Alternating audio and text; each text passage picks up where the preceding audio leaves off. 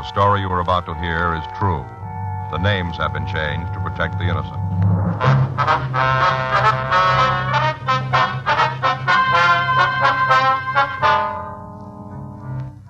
You're a detective sergeant.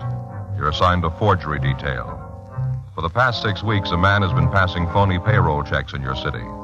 You've got a description, but no positive identification. The check forgeries continue. Your job? Stop him.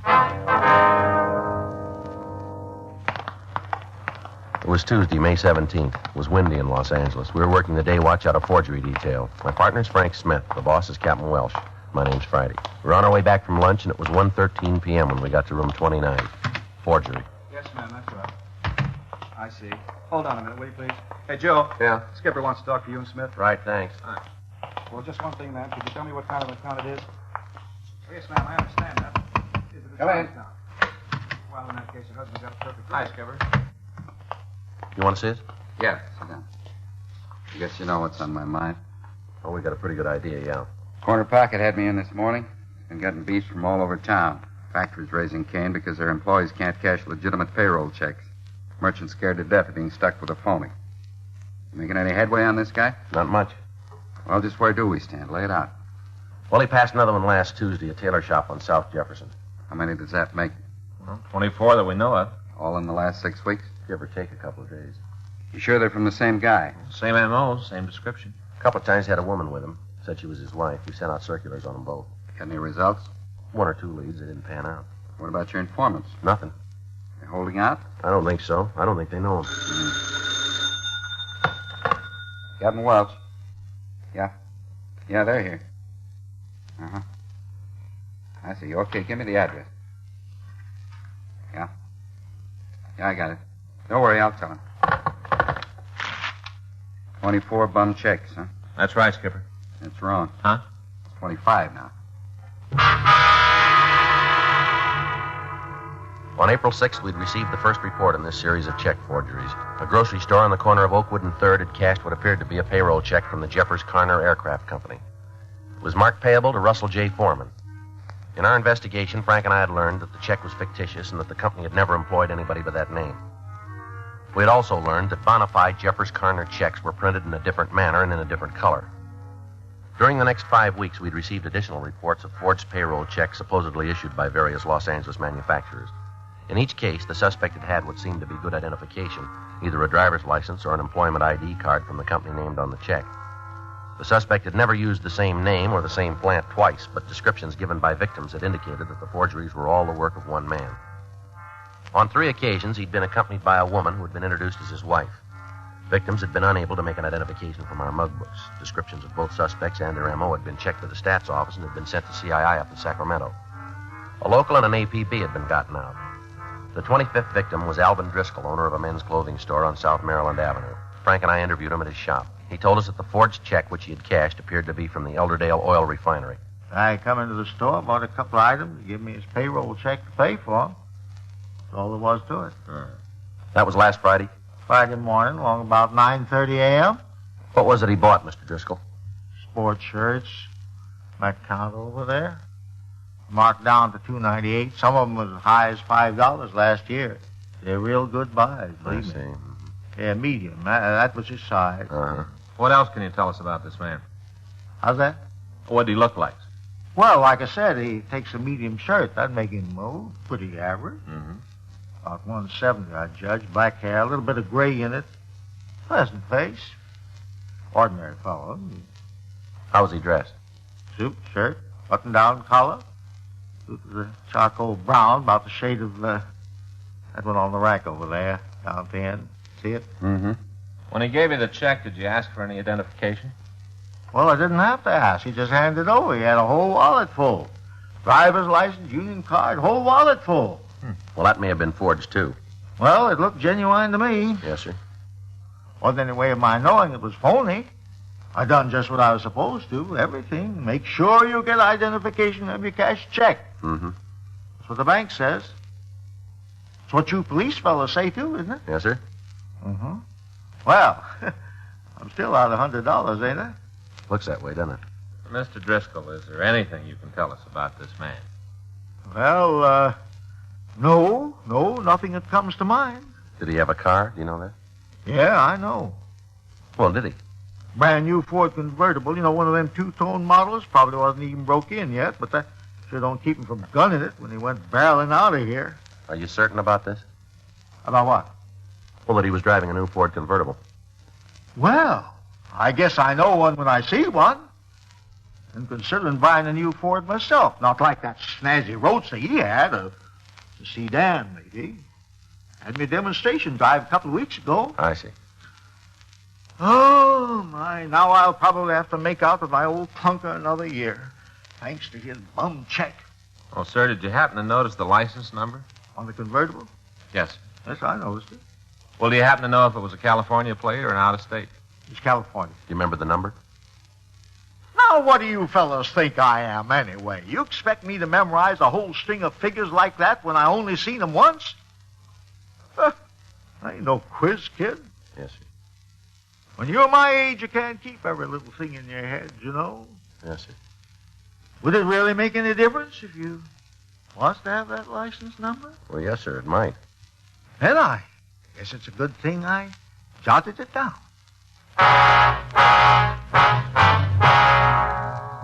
The victim, Alvin Driscoll, checked his files and showed us a carbon copy of the sales slip for the items which the suspect had purchased. On it, he had noted the license number, R1V15347. 3:38 p.m. Frank and I went back to the office and asked DMV to run down the number for us. That's right. 5347. Mm-hmm. Will you call us back? Okay, thanks. It'll be a minute or two, Joe. Mm-hmm. Looks like we might be getting our first break. Yeah. Well, you got a cigarette? Yeah. You all out? Well, I wouldn't be asking if I wasn't. Oh, okay. Didn't mean anything, Joe. Here you go. Right, here you are. No, go ahead, keep them. I got another pack. Well, that's all right. I'll get some more. Well, I told you to keep them, Joe. There's only a couple there. Matter of fact, there's only one. Oh. Thanks anyway. Sorry. Marjorie Smith. Wait a minute. Okay, go ahead. Myson? M-Y-S-O-N? Yeah, I got it. Uh-huh. 117. Huh? You sure? Yeah, I see. Okay, thanks. Well? Well, DMV came up with a car to match that plate. Uh-huh. There's one thing wrong. It isn't a brand new Ford. Oh? It's a 6-year-old Buick.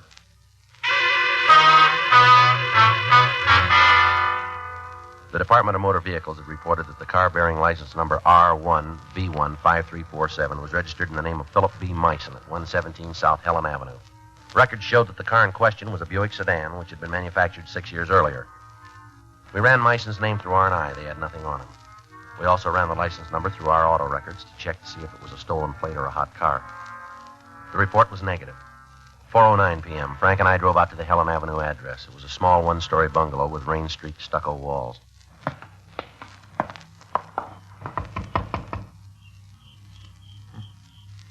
Try it again. Yeah. Yeah, who is it? Police officers. Well, You're Miss Philip Myson? yeah. This is Frank Smith. My name's Friday. All right, your name's Friday, his name's Smith, my name's Myson. Where's that goes? We'd like to talk to you for a minute, Miss Myson. You mean you want to come inside? Well, it might be a little easier to talk there. Nobody's stopping. Yes, ma'am. You want to sit down, you have to clear off a space. I'm not much of a housekeeper. It's all right. We can stand. Suit yourself. Miss Myson, is your husband home? Phil? Yes, ma'am. Mm-mm. Do you know where we might get in touch with him? No. You must have some idea. I haven't seen him since last March. Oh. What kind of a car is he driving? Ask him. Did he ever own a Buick sedan? License number R1V15347. Why? We'd like to know where the car is now. It's out in the garage, and that's where it's staying. You can tell that lousy crumb if he thinks he's going to take the car away from me. He's got another think coming. Your husband isn't trying to take your car. Yeah? What are you doing here? We'd like to check the license plate, that's all. You sure that's all you want, just to check the license? That's all. Oh, wait a minute. I'll get you the garage key. Thank you. Sorry if I gave you a rough time. You can't blame me. Character like my husband, he's apt to try anything. Yes, ma'am. Here you are. Be sure you lock it up when you're done. Yes, ma'am.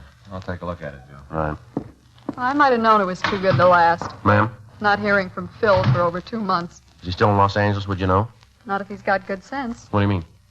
If he's smart, he'll stay as far away from me as he can. Yeah. He's just plain lucky I didn't kill him. Giving me a shirt with some other dame's lipstick on the collar, expecting me to wash it out. I should have throttled him with it. Yes, ma'am. Do you have a picture of your husband, Miss Mason? Why? We'd like to know what he looks like. Like a bum, that's what. Do you have a picture? Snapshot, maybe. Would you see if you can find one for us? All right. Just looking at him will probably spoil my supper. Yeah, here's some. I'm married to a face like that, and I have to worry about other women. All right, if we borrow this for a couple of days. Do me a favor. Keep it. Sure. Excuse me, Miss Mason. Yeah. That's the right license plate, the wrong car. Buick sedan? Just like DMV had at 6 years old. Okay. Here's your key, ma'am. You locked up tight? Yes, ma'am. Sorry if we bothered you. Oh, forget it. Hey, wait a minute. Yes. Not that I give a darn, but how about telling me why you're so interested in Phil? It was just a police matter. You don't think he pulled a job or something? Why should we think that? You shouldn't. If you do, you're way off base. You really picked the wrong guy. Yes, ma'am. Take it from me, if a jerk like Phil ever got out of line once, just once, you boys wouldn't have to go looking for him. Oh? No. You'd catch him red-handed.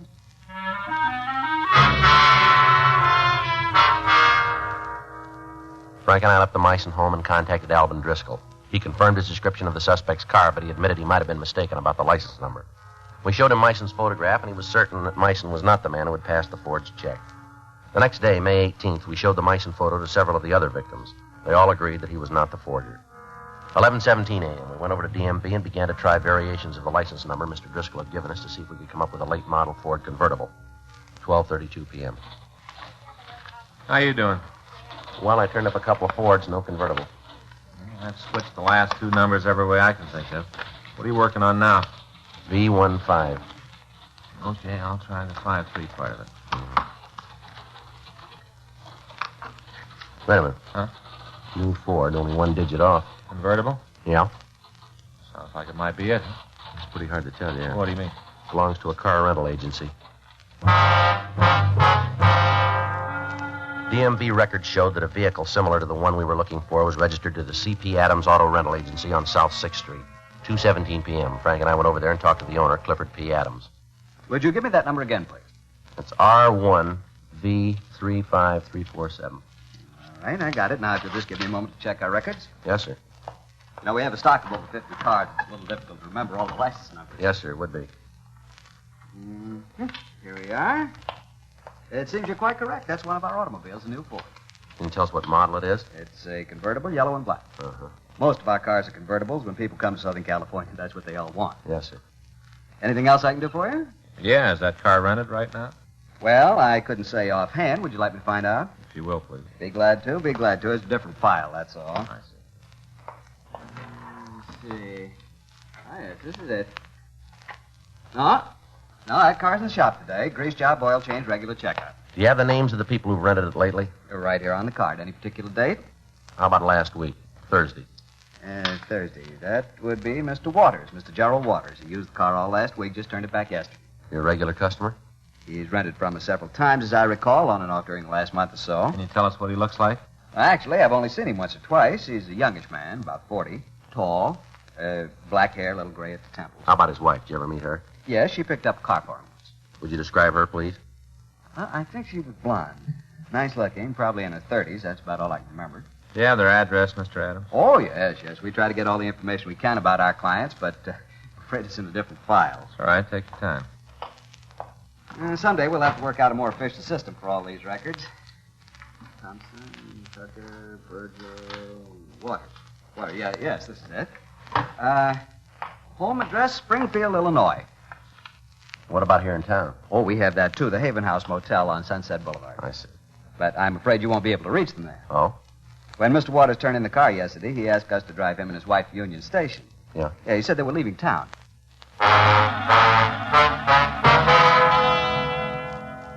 We got a sample of the suspect's handwriting, and we asked Mr. Adams to get in touch with us if he heard from Gerald Waters again. We sent a teletype to Springfield, Illinois, requesting any information they might have about Gerald Waters. The next day, May 19th, the Springfield PD replied that a man answering Waters' description was wanted for a series of Illinois check forgeries. They also said his true name was Fred H. Joyce. They said that they were forwarding a mugshot airmail special delivery. The mug arrived on Friday, May 20th. We showed it to 4 of the check victims, and they all positively identified the photograph. 3:36 p.m., Frank and I drove over to the Adams Car Rental Agency to confirm the identification. Hi, Mr. Adams. Well, this is quite a coincidence. Sir? You're coming here today. I just called you a little while ago. We didn't get any message. Well, I didn't leave any message. I wasn't sure it was important. Well, what was it you wanted? About Mr. Waters, you told me to let you know if I heard from him again. That's right. Well, I did. What's that? He wants to rent another car.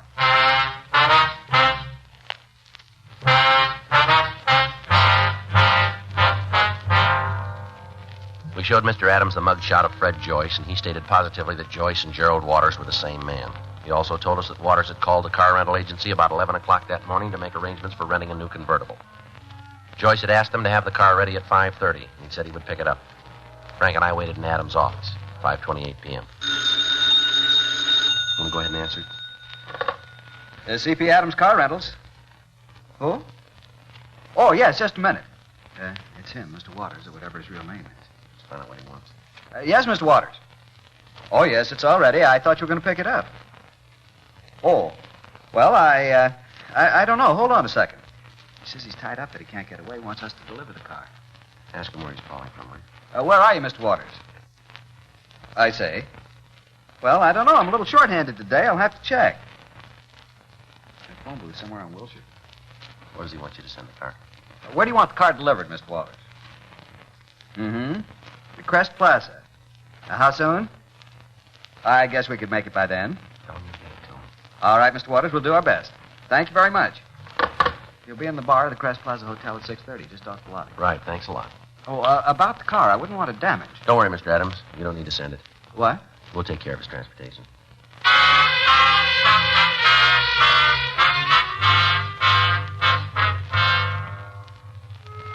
We went over to the Crest Plaza Hotel. It was 6:28 p.m. when we arrived. There were 2 entrances to the bar. Frank went in through the lobby, and I used the street door. Yes, sir. What can I do for you? Got any hot coffee? Yeah. Black, please. That all you want? Yeah, that's all. Not very busy tonight, are you? Place livens up later on. All right. Evening. Hi, you 2 guys together? That's right. He wants coffee too, huh? Yeah, black. Figures. Okay, sports. I'll get it. You see him? No, he's probably not here yet. Here you are. Thank you. Hey. Don't mention it. That'll be 20 cents. All right. There you are. You sure you don't want anything to drink? No. Well, would you mind finishing the coffee over in the booth? What do you mean? Well, it's not good for business. Why? We sell booze, not coffee. Other customers come see you sitting here swilling coffee, so liable to give them ideas. A thing like that catches on, the place will go broke. We're police officers. What? Police officers. Well, what are you doing here? Something wrong? A couple of questions we want to ask. Yeah, about what? Take a look at this picture. I'd like you to tell us if you know him. Wait a minute, let me get some light. Yeah. Yeah, I see this guy around. Do you live here in the hotel? I don't think so. He comes in once in a while, though. He usually drags a blonde around with him. Mm-hmm. You guys been looking for him long? Quite a while, yeah. You must be looking in the wrong places. What do you mean? You just walked through the door. That's him. Let's go. How about a dry martini, eh? A couple of them will set pretty good before dinner, huh? Yeah? Something you want? You Gerald Waters? What? Gerald Waters, is that you? You from the car lot? You come up with the first answer, mister. How about the name? Yeah, I'm Waters. Where's the car? You won't need it. Police officers, you're under arrest. What are you talking about? You keep out of this, honey. All right, come on, Waters, on your feet. You better take it easy. You're liable to find out you're rousing the wrong guy. Well, I'll tell you, I'm going to run that risk. Get up. Okay. Keep your hands on the table. I don't know what this is all about, but I know you haven't done anything wrong, Gerald. Whatever happens, I'll stick by you. I'll get a lawyer. I'll raise the money somehow. Whatever happens, I'm never going to leave you, Gerald. Don't worry about it, lady. What? You're coming along. We took the 2 suspects into custody and drove them down to the city hall. 7:08 p.m. We turned the female suspect over to a policewoman to be searched, and we brought Joyce into the squad room for interrogation. All right, Joyce, take everything out of your pockets. My name's Waters. You know that. We know it's Joyce, too. Go on, empty. Lay the stuff on the table. Where do these keys fit? Lockers. Where? I forget. Sure.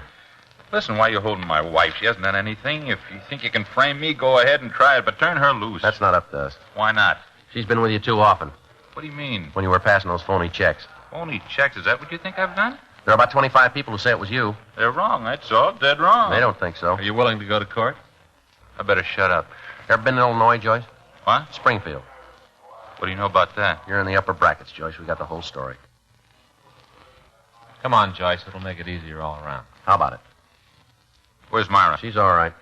Where is she? Right down the hall. I'll tell you what. Yeah? We can get together on this thing. We can come to an agreement. Go ahead. What if I admit the whole deal? Tell you all about it. Yeah. What about Myra? Will you let her go? That depends. On what? How clean she is. Oh, she'll stand any kind of a look. She's never been in any trouble. Mm-hmm. And she hasn't got anything to worry about. Go ahead with the story. Okay, I'll get on your side. I'm the guy you're looking for. We knew that going in. Whole thing started right after Myra and I were married. Yeah. Was making pretty good money, enough to give her the things she wanted. You know, she's a pretty girl. A woman like that's got to have nice things. Mm-hmm. I don't know how it happened. Just all of a sudden, the bottom seemed to drop out of the whole company. You mean your business? Yeah. The whole thing just seemed to explode. No matter what I did, it was wrong. Nothing worked. Mm-hmm. Couldn't let Myra know about it. They just couldn't. Yeah. I tried to borrow the money, talked to all my friends, tried to get them to stake me again. Mm-hmm. All I could see of them was their backs. I had to do something. So you started hanging paper. It was the only way, the only one. Do you have any more checks? Yeah, keys there. They're for a locker downtown. You'll find all the stuff there. Okay. All right, now how about it? What? Now, you let Myra go? She didn't know anything about it, not a thing. She didn't have anything to do with it, I swear to you. Mm-hmm. You're not going to hold her, are you? Now that I've told you the truth. Forgery, Friday. Yeah. Mm-hmm. Where? Okay, thank you. They just checked your wife's prints, Joyce. Why'd they do that? You aren't going to hold her? You gave me your word. You don't want her for anything. A couple of other states do. What? You aren't the only husband she's had, and you aren't the first forger she's worked with either. What kind of a double cross is this? No double cross. She's got a record as long as your arm. That's a lie, a dirty, lousy lie. All right, take it easy, Joyce. Sit down. Still a lie. Figure it out for yourself. Take a good look. What do you mean? Did your wife know anything about the checks? Sure, after we got going, wasn't any way to keep it away from her. How about when you started? She know then? No. You sound pretty sure. Maybe you talked it over with her, huh? I don't know, maybe. She might have helped you out a little then, huh? Maybe some of the operation was her idea. How about it, Joyce? I don't know. I don't much care anymore. Maybe it was her idea. Maybe she did play me for a sucker. Sure sounds that way to us. Doesn't really make any difference if she did. Take a look around you, cop. Everybody's a sucker. Everybody in the world is going to fall for a con game sooner or later. Everybody. Mm-hmm. Those guys that cash the checks for me. Suckers, every one of them, just like me. Look at all the money they're out. Well, there's a big difference. Huh? That's all they're out.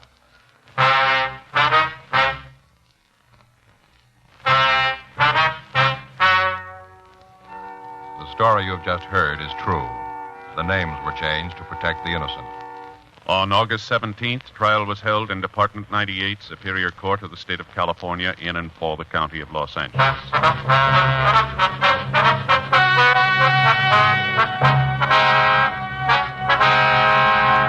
Frederick R. Joyce, alias Gerald Waters, was tried and convicted of forgery, 5 counts.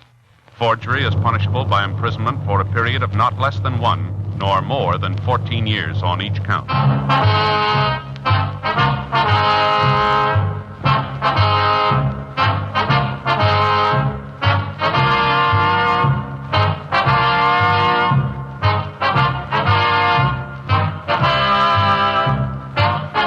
Just heard Dragnet, the authentic story of your police force in action, and starring Jack Webb, a presentation of the United States Armed Forces Radio Service.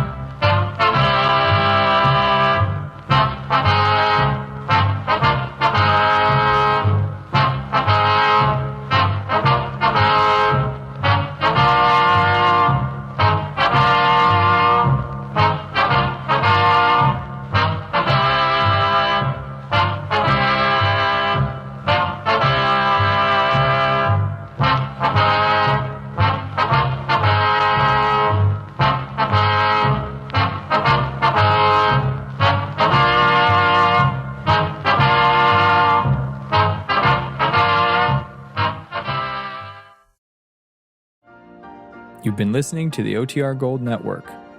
Find more classic radio at otrgold.com.